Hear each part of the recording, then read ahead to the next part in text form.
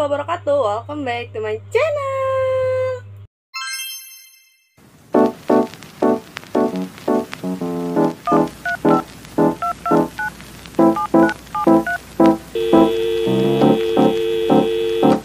Hey.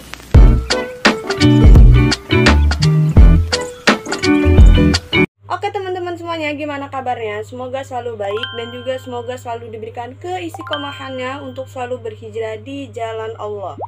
Oke teman-teman, kalau misalkan kita ngomongin masalah tentang crazy rich, pasti di otak kita itu punya pikiran, wih harta yang banyak, punya mobil sport berteret-teret dari merek Avanza, apalagi Toyota, Pajero, segala macem ya, pokoknya segala merek mobil tuh ada di rumahnya, ya rumah yang besar dan lain sebagainya. Pasti kan kita mikirin yang namanya crazy rich itu kayak gitu, duit yang gak habis-habis, 7 turunan, 8 pengkolan, kejebur comberan.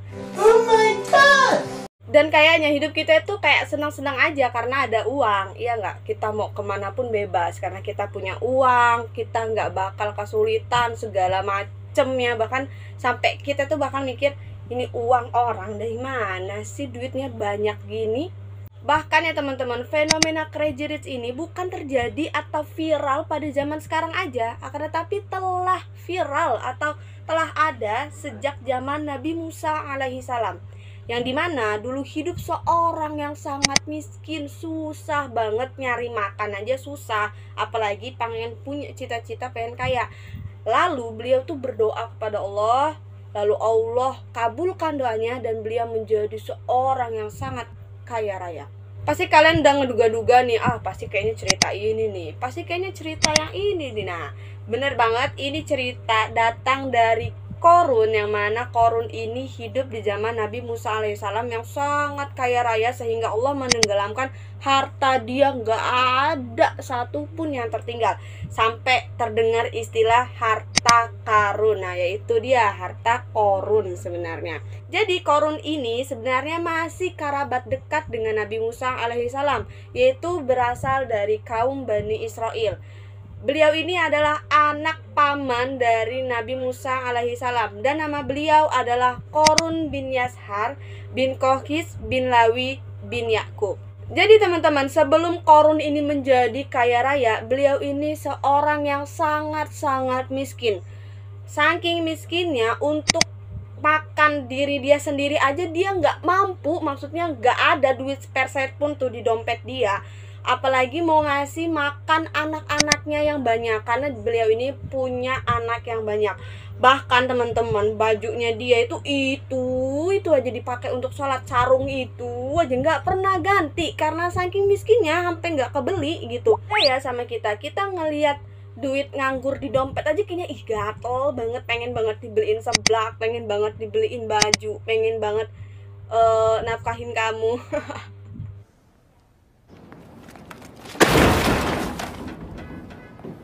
Jadi beda banget gitu ya. Nah, sedangkan Korun ini orang yang sangat miskin banget, akan tetapi nggak pernah lupa sama Allah. Maksudnya dia tetap beribadah, dia tetap zikir. Bahkan beliau ini terkenal sebagai umat Nabi Musa yang paling setia. Jadi guys, pada suatu ketika Korun ini meminta kepada Nabi Musa untuk mendoakan dirinya agar bergelimpangan harta, agar nggak dikucilin tuh sama rakyat-rakyat Mesir di sana. Dia berjanji kepada Nabi Musa, kalau misalkan aku kaya, wahai Nabi Musa, aku akan lebih taat beribadah kepada Allah.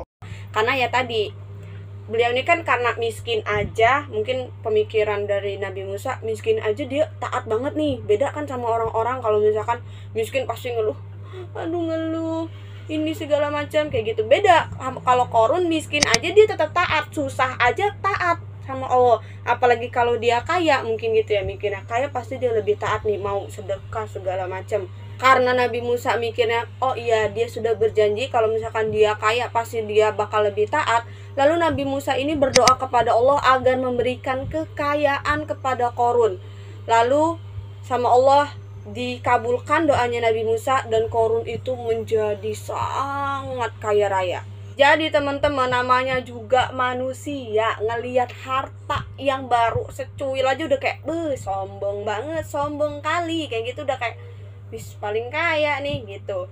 Jadi ketika Allah memberikan tuh harta kepada Korun, Korun ini bukannya taat kepada Allah, akan tetapi dia ini membangkang dan sombong bahwasanya apa yang ia miliki itu hasil dari jerih payah dia.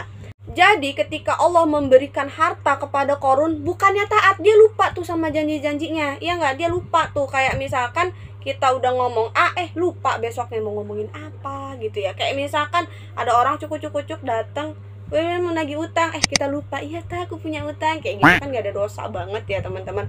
Nah gitu juga Korun ini lupa bahwasanya apa yang janji dia, kalau misalkan dia jadi kaya, aneh akan sedekah, aneh akan lebih taat, dia lupa teman-teman. Sebelum kita lanjut nih ke cerita si Korun, dan sebelum juga kalian dicap sebagai pengikutnya Korun, jangan lupa dong untuk klik tombol subscribe, karena subscribe itu gratis teman-teman, gak bakal nguras tenaga dan gak bakal nguras dompet, iya nggak, malah kalian membantu. Terus kalian juga ketika udah subscribe terus di share, kalian mendapatkan pahala karena kalian udah menyebarkan ilmu, masya Allah. Terus jangan lupa kalau misalkan udah di subscribe pasti di like juga dong. Nah karena udah kan ada di subscribe, di like, di komen, dan di share. Kita lanjut lagi ke ceritanya. Jadi karena saking sombongnya si Korun ini, saking takaburnya si Korun ini, beliau sampai make baju yang sangat mewah, yang termahal. Kalau misalkan sekarang kan kayak Channel gitu ya, kayak merek Channel, Prada, terus Gucci kayak gitu ya. Nah itu si Korun tuh pakai baju yang kayak gitu, dan harus bajunya dari emas, harus yang bagus, berbahan dasar sutra maunya. Sampai bahkan beliau ini kalau misalkan jalan harus dikawal oleh 300 pengawal dari perempuan dan 300 pengawal dari laki-laki. Dan gak cuma sampai 300 pengawal dari perempuan dan 300 pengawal dari laki-laki aja teman-teman. Si Korun ini sampai bawa 4.000 binatang untuk dikawal. Maksudnya untuk ngawalin dia jalan, sampai dari perempuan, dari laki-laki, sampai ke hewan-hewan teman-teman, harus ngawal dia ketika jalan. Sombong banget gak sih teman-teman si Korun ini? Pakaiannya harus bagus, Channel seenggaknya, Prada, terus pokoknya merek-merek yang lainnya itu ya, dikawal, pokoknya dikawal jalan segala macam. Sombong banget dia. Tapi gak cuman sampai di situ aja teman-teman, bahkan umat muslim ini udah mengingatkan si Korun ini bahwasanya, ya Allah, Korun itu tuh udah pemberian dari Allah, apa yang harus disombongin? Lupa sama janjinya ketika belum menjadi seorang kaya raya, lupa ya sama janjinya ketika belum menjadi seorang yang seperti ini, bagaimana dulu kehidupannya sebelum kaya, sampai digituin teman-teman sama umat Islam. Tetapi si Korun ini emang otaknya tuh bebel banget, jadi dia ini nggak sadar teman-teman, sampai ini semua harta, semua ini semua itu hasil dari jerih payah aku. Sampai si Korun tuh bilang kayak gitu teman-teman, karena saking sombongnya, sampai dia ini nggak sadar bahwasannya Allah itu memberikan dia istidraj kepada dia. Allah itu sedang menguji dia. Ternyata kebenaran dia nggak bisa nih yang namanya melewati ujian dari Allah. Melewati ujian dari Allah aja nggak bisa, apalagi menepati janji yang tadi pengen taat. Makanya Allah memberikan harta itu sebagai istidraj, sebagai ujian bagi dia. Jadi bukannya si Korun ini taat teman-teman kepada Nabi Musa, malah dia ini mengikuti si Fir'aun. Tahu sendiri ya Fir'aun, yang dimana Fir'aun pada masa zaman Nabi Musa itu Fir'aun Ramses II. Videonya atau penjelasannya udah ana up di video, bisa juga seperti ini covernya, atau klik di atas, kalian boleh banget tuh nonton, biarin kalian paham, ternyata Fir'aun yang hidup di zaman Nabi Musa itu adalah Fir'aun yang ini teman-teman. Gak cuman sampai 300 pengawal dari laki-laki, 300 pengawal dari perempuan, dan juga 4.000 binatang ternak yang dibawa dia juga membawa 60 unta untuk membawa kunci-kunci gudang dia nih, gudang hartanya tuh yang sangat berat.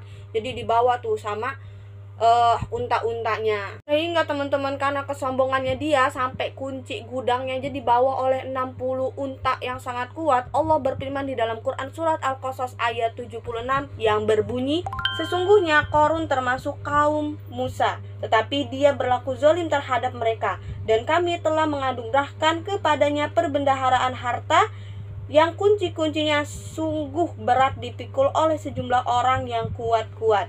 Ingatlah ketika kaumnya berkata kepadanya, janganlah engkau terlalu bangga, sungguhnya Allah tidak menyukai orang yang membanggakan diri. Jadi tuh kan sampai Allah berfirman di dalam Quran surat Al-Qasas ayat 76 karena tingkah sombong sama takaburnya dari Qarun ini teman-teman. Jadi karena si Qarun ini merasa dirinya sangat pintar, cerdas, punya harta yang banyak, nggak habis-habis, 7 turunan, 8 tengkoran, dan kejebur comberan, dia ini merasa sombong dan tidak mau kan beribadah kepada Allah. Maka Allah berfirman di dalam Quran surat Al-Qasas ayat 78 yang berbunyi, dia, Qarun berkata, sesungguhnya aku diberi harta itu semata-mata karena ilmu yang ada padaku. Tuh saking sombongnya dia ngomong bahwasanya harta itu karena ilmu yang dimiliki oleh dia. Dan karena udah empat gedeknya dengan kelakuan sombong dari Qarun ini, maka Allah mengazab dia dengan membelah bumi sampai harta-hartanya itu masuk tidak tersisa, dan juga Qarunnya itu ikut masuk karena enggak tega harta-hartanya itu tenggelam teman-teman. Maka dari itu teman-teman, janganlah kita berbuat sombong di muka bumi ini, karena entah itu dari kecantikan kita, entah Allah memberikan nikmat yang lebih kepada kita, kita jangan berlaku sombong, karena apa yang kita miliki di dunia ini itu belum apa-apa sama Allah teman-teman.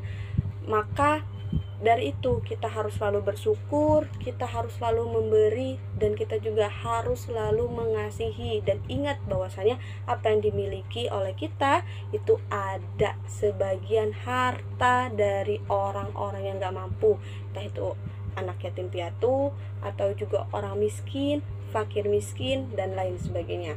Oke teman-teman, mungkin cukup sekian penjelasan dari Ana atau cerita tentang si Qarun ini. Apabila ada kata-kata Ana yang salah, Ana mohon maaf pada Allah, Ana mohon ampun. Dan jangan lupa untuk subscribe. Wabillahi taufiq wal hidayah. Wassalamualaikum warahmatullahi wabarakatuh.